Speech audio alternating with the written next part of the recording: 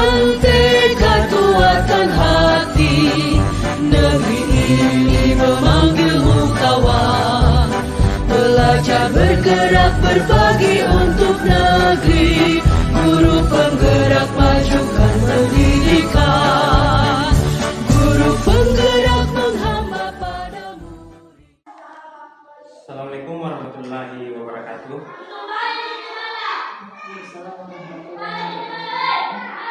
Ya, jadi perkenalkan saya M. Lukman, CGP Angkatan 11 Kabupaten Bantaeng, akan melakukan pra-observasi di kelas 4 bersama Ibu Siti Hanijah, SPD.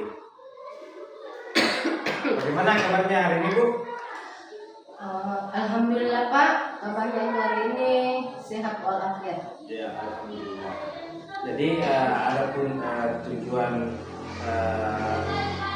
saya melakukan pra-observasi itu adalah bagaimana Ibu mempersiapkan baik media ataupun alat yang akan digunakan di kelas dalam proses pembelajaran, sehingga apa yang Ibu ingin capai dalam pembelajaran Ibu itu betul-betul berpihak pada murid, ya Bu ya. Jadi bisa kita lanjut Bu. Jadi ada beberapa pertanyaan yang akan saya ajukan untuk persiapan di observasi kelas nantinya. Jadi yang pertama Bu, apa tujuan pembelajaran yang ingin Ibu capai? Ya Pak, adapun tujuan pembelajaran yang saya ingin capai, pertama, peserta didik dapat mengidentifikasi hak dan kewajiban sebagai peserta didik. Masih ada Bu? Kedua itu, peserta didik dapat mengidentifikasi hak dan kewajibannya sebagai anggota keluarga. Ya, jadi bagaimana peserta didik mampu memahami tentang hak dan kewajiban baik di sekolah ataupun di rumah Bu. Oke, dan pertanyaan yang kedua Bu, area pengembangan yang hendak Ibu capai kira-kira di mana? Ya Pak, adapun area pengembangan yang saya ingin capai, pertama murid ini tentang murid mengetahui tentang hak dan kewajibannya.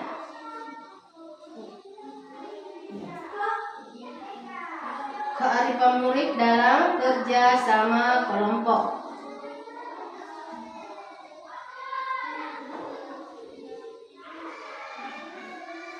Ya Bu, jadi tiga area yang ingin dikembangkan itu baik dari segi pengetahuan murid tentang hak dan kewajiban, kemudian kerja kelompoknya bagaimana bisa menjadi lebih aktif ya.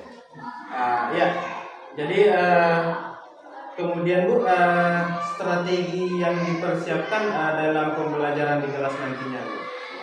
Ya Pak, adapun strategi yang saya persiapkan untuk pembelajaran nantinya yaitu yang pertama ceramah, tanya jawab, diskusi kelompok, demonstrasi dan penugasan, dan menggunakan model pembelajaran problem based learning. Ya, jadi modelnya itu berbasis masalah Bu ya. Kemudian lebih dominan kepada diskusi kelompok ya. Kemudian Ibu kira-kira kapan Ibu akan melakukan pembelajaran di kelas? Kira-kira maksudnya Bu hari apa lebih tepatnya?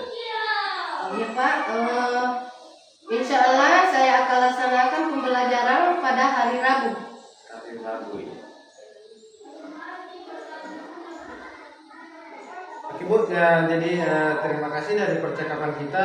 Kira-kira apa hal baik yang Ibu dapatkan dari percakapan kita? Dengan percakapan yang kita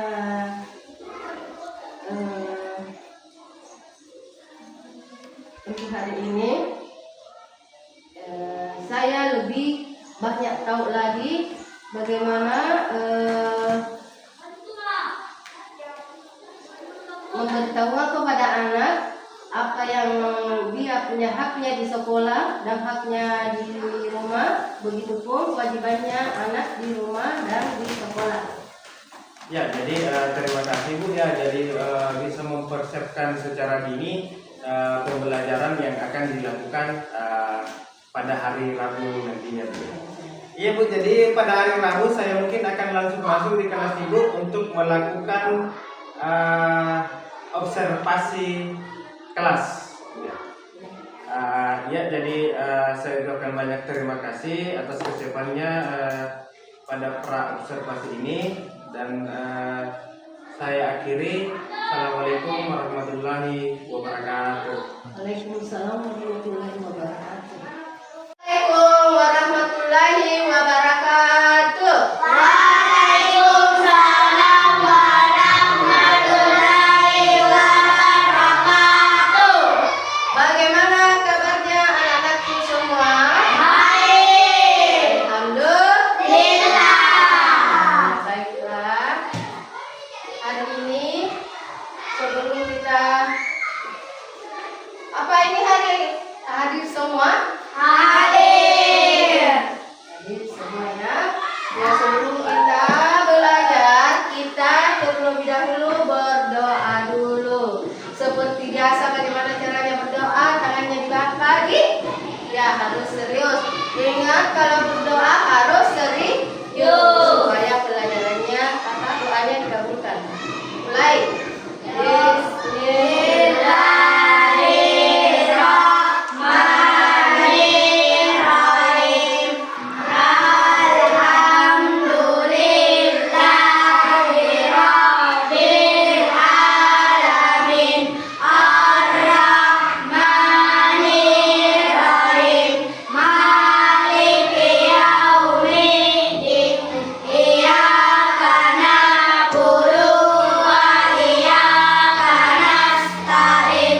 Ihdinas siratal mustaqim. Siratal ladzina an'amta 'alaihim ghairil maghdubi 'alaihim waladdallin. Amin. Bismillahirrahmanirrahim. Rabbi zidni ilman warzuqni fahman. Ya Allah, tambahkanlah ilmuku dan berilah aku pengertian yang baik. Amin. Terimalah permohonanku ya Allah. Amin. Baiklah anak-anak, adapun pelajaran kita hari ini yaitu PKN.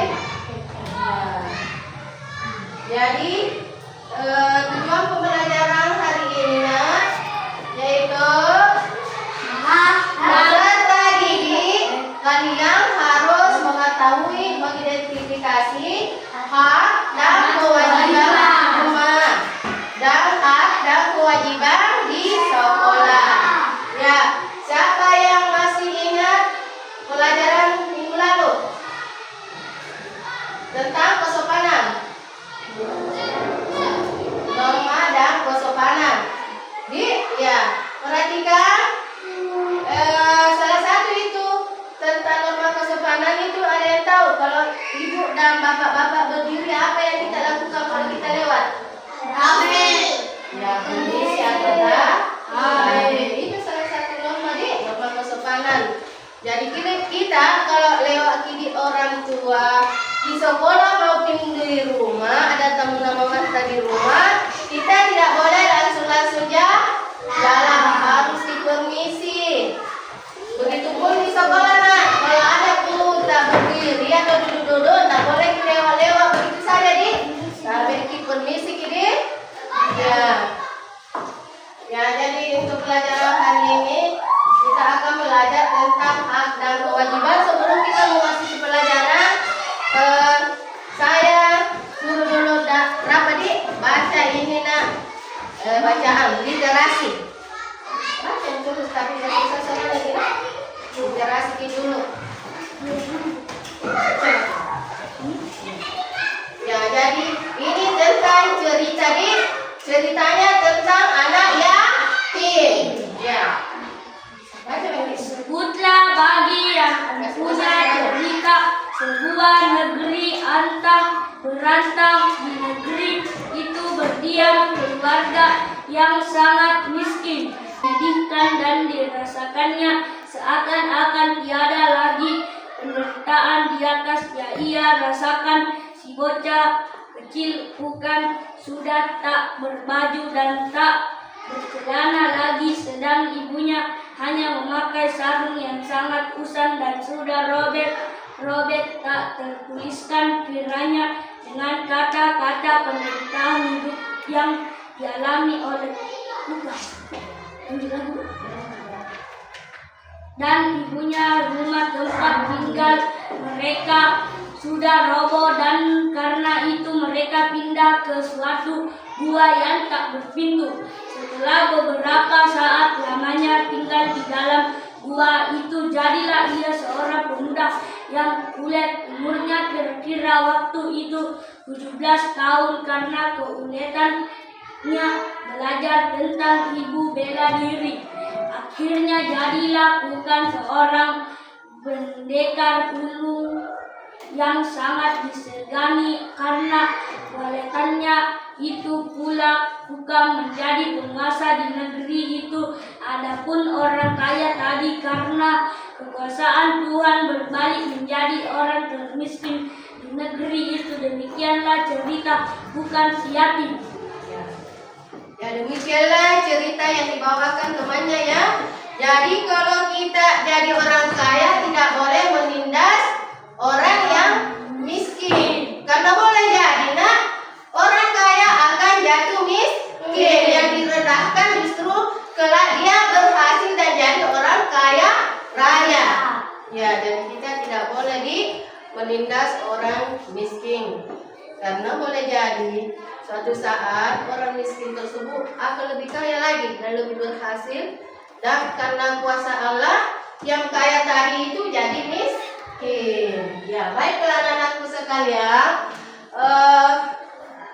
sesuai dengan tujuan pembelajaran hari ini, yaitu peserta didik kalian bisa menyebutkan hak dan kewajiban tak di rumah dan di sekolah.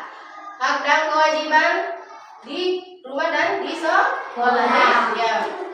Jadi sebentar ibu akan bagi kelompok. Ada diskusi sebentar, jadi kalian akan diskusi sebentar. Ya. Sebelum kita memasuki pelajaran, ada yang tahu apa itu hak? Hak? Saya Bu. Ya, coba nak. Arti hak segala sesuatu yang harus didapatkan oleh setiap orang yang telah ada sejak lahir, bukan sebelum orang tersebut lahir. Ya. Kalau kewajiban siapa yang tahu? Kewajiban.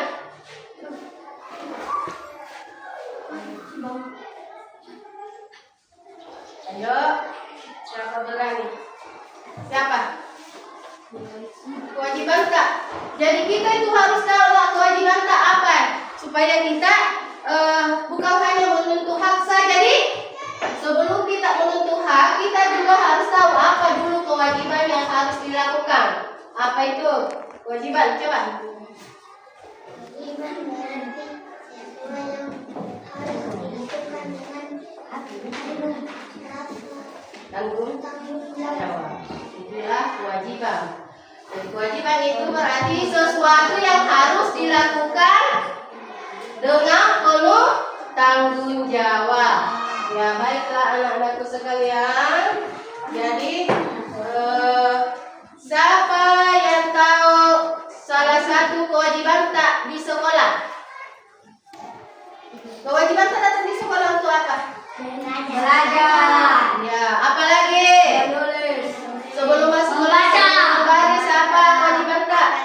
Apel pagi. Iya, pagi Atau membersihkan lingkungan Iya, membersihkan lingkungan sekolah.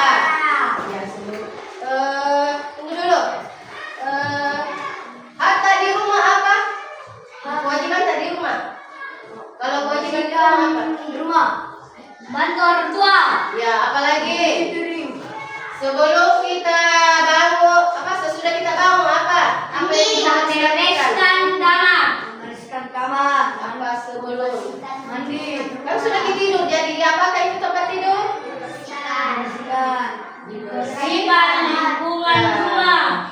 Dibersihkan di tempat tidur Kak, dibantu orang tua di dapur kalau bisa ya. Ya, karena kita sudah besar semua, tentu kita sudah masuk, sudah dikenal tentang kewajiban. Jadi hak dan kewajiban itu anak-anak saling berkaitan, walaupun berbeda tapi saling berkaitan karena kita tidak mungkin mengharapkan hak kita kalau kita tidak melakukan kewajiban tak dulu. Jadi kewajiban tak itu harus kita ketahui dulu baru menuntut apa itu kita haknya. Jadi hak itu semua individu itu mempunyai hak. Jadi jangankan kita sesudah lahir, sebelum lahir pun itu hak kita sudah punya kita hak. Misalnya di dalam kandungan, pernah ingat atau pernah lihat mamanya mengandung? Perutnya bagaimana? Jadi dalam perut kita itu sudah memang punya hak memang dikasih asupan gizi supaya nanti kalau kita keluar nanti kita baik kuat kita. Ya itu salah satu hak kita. Jadi sebelum kita lahir kita sudah punya hak. Ya, perhatikan.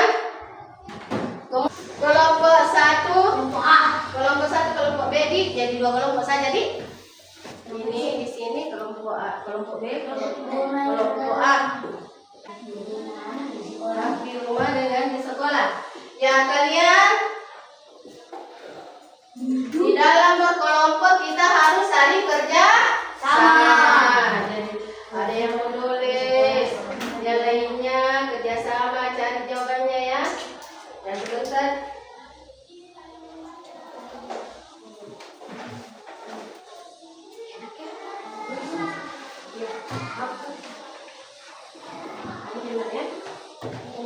Di sini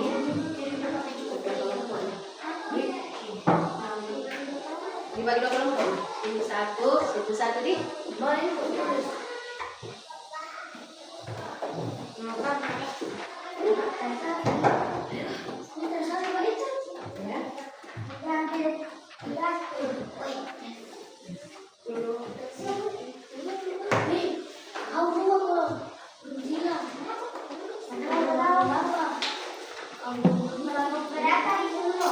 Kelompok A dengan kelompok B.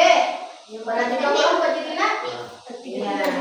Iya, jadi tugasnya itu tugas kelompoknya itu masing-masing menyebutkan hak di rumah dengan hak di sekolah, kewajiban di rumah dan kewajiban di sekolah. Ditulis di kertasnya di apa kewajiban tak di rumah, apa kewajiban tak di sekolah.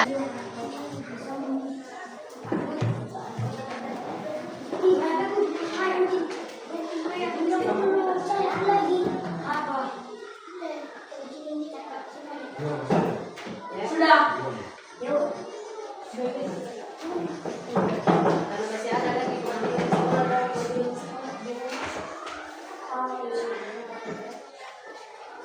ya bacakan itu banyak. Hak di rumah mendapatkan asupan gizi yang cukup, memperoleh kasih sayang, mendapatkan pakaian rapi, mendapatkan uang jajan. Mendapatkan uang jajan dan mendapatkan kasih sayang di dapat juga bacakan itu banyak. Dapat kasih sayang, bantu orang tua, bermain dan beristirahat, memperoleh kesejahteraan. Kewajiban di Ya, sekolah. sekarang kewajiban di sekolah. Kewajiban di sekolah. Kewajibannya. Ya, baca sebentar. Ya, dengarkan temannya Dina jawabannya kelompok B. Kewajiban di sekolah. 1. Mempunyai rasa tanggung jawab. 2. Membersihkan lingkungan sekolah. 3. Mematuhi tata tertib sekolah. Mematuhi tata tertib sekolah. Apa lagi? Baca temannya. Kewajiban di sekolah, taat kepada guru, taat pada aturan sekolah, menjaga kebersihan sekolah, mendukung kegiatan pembelajaran. Kegiatan pembelajaran.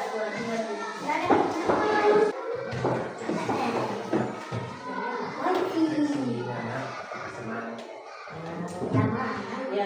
Baiklah anak-anak, pelajaran kita hari ini sudah kita mengetahui di apa itu hak dan apa itu kewajiban di apa kewajiban di rumah dan kewajiban di sekolah. Bagaimana refleksinya anak-anakku sekalian? Baik. Baik, senang. Karena mendapatkan lagi pengetahuan baru karena kita datang di sekolah. Ya. Perasaan saya baik dan senang karena bisa belajar Pancasila dan mendapatkan pendidikan yang baik dan bisa mengetahui hak dan kewajiban.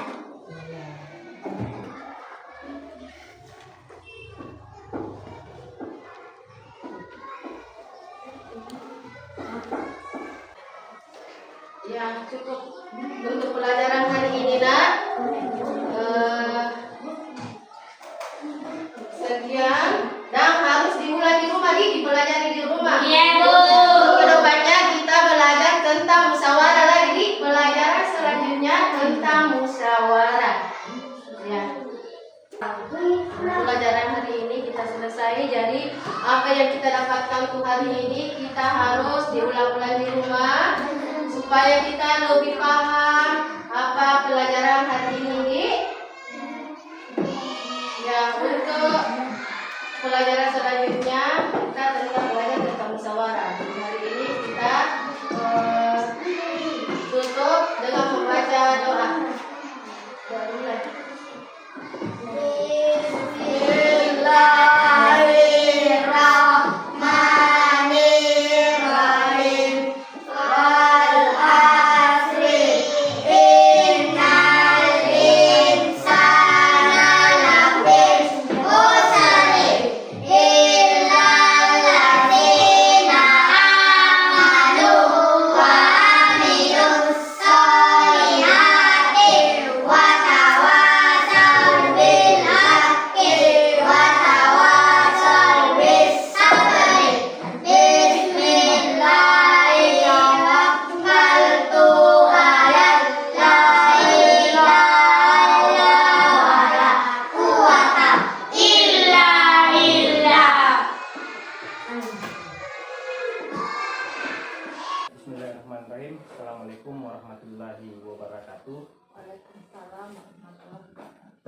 Ya, jadi sebelumnya saya perkenalkan, saya Saiful Lukman, CGP dari SD Impres Tarico angkatan 11. Kemudian Ibu Siti Halijah yang saya coaching di melalui observasi, pra-observasi, kemudian observasi kelas, kemudian hari ini di pasca observasi. Kemudian Ibu PP, Ibu Sri Wahyuni, SPD MPD. Terima kasih sebelumnya sempat hadir dalam acara pasca observasi kami. Ya. Jadi sebelumnya saya lanjut. Jadi saya bisa langsung ya. Ya, jadi bagaimana kabarnya Ibu Halijah? Pada saat melakukan kami sudah melakukan Alhamdulillah Pak. observasi Ini kelas hari ini pada minggu yang lalu. Sehat-sehat walafiat. Jadi kita hari ini akan melaksanakan pasca observasi. Jadi ada beberapa pertanyaan yang akan saya ajukan di Ibu.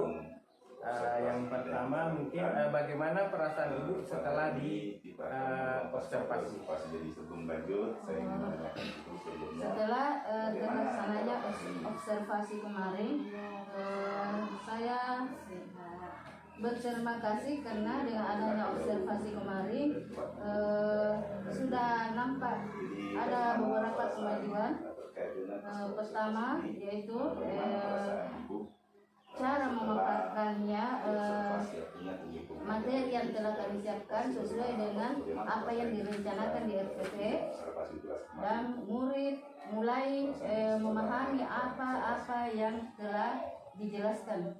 Saya sangat senang menghadapi itu karena saya lihat pada anak-anak. Ya, jadi sangat besar sekali manfaatnya Bu ya pada saat kita melakukan observasi kelas. Kemudian selanjutnya Bu, apa yang sudah berjalan dengan baik pada saat pembelajaran di kelas? Maksudnya apa kira-kira yang menurut Ibu itu sudah baik dan ini harus saya pertahankan? Ya, sesuai observasi kemarin ada beberapa yang sudah baik, yang dengan adanya apa yang sudah berjalan baik selesainya observasi tersebut kami bisa mengetahui apa kekurangan yang mesti saya perbaiki untuk selanjutnya, sesuai dengan rencana, seperti memperbaiki materi mengajarnya, cara menjelaskan materinya terhadap anak-anak, sudah berjalan baik. kemudian Proses Ibu di kelas lebih mengenal materi yang diberikan. Ya, jadi ada beberapa ya Bu ya. Jadi ada beberapa kekurangan yang menurut Ibu itu akan diperbaiki. Kemudian yang kedua dari segi konsep ya atau metode pembelajaran yang dibawakan itu Ibu sudah bagus. Oke, jadi ada selanjutnya Bu. Masih ada yang perlu Dari diperbaiki. sekian banyak metode-metode yang Ibu bawakan, ada tidak yang perlu diperbaiki pada saat proses pembelajaran selanjutnya? Proses metode pembelajaran yang kalau diberikan, sesuai dengan CD-nya. masih ada. Ya. Kemarin saya perhatikan karena yang metode yang saya gunakan itu metode ceramah. Sementara kalau metode ceramah anak-anak kurang terinovasi.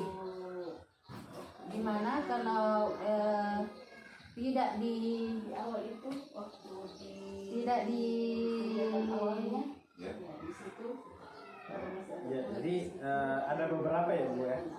Di metode ceramah yang kita bawakan itu ternyata banyak murid-muridnya ceritanya yang kurang kurang aktif dalam proses pembelajaran. Ya. Jadi itu akan diperbaiki, mungkin nanti akan diperbaiki Bu ya. Jadi ada dua hal ya. Kemudian selanjutnya dalam proses pembelajaran untuk memunculkan kondisi prima atau present, kira-kira yang Ibu lakukan itu seperti apa? Artinya mungkin pada saat pembelajaran Ibu ini merasa saya ini kurang semangat mengajar. Biasa kan orang seperti itu ya. Kita kurang semangat pada saat pembelajaran di kelas. Kira-kira apa yang Ibu lakukan sehingga semangat itu bisa kembali itu demi untuk murid-murid kita supaya kembali semangat dalam proses pembelajaran di kelas.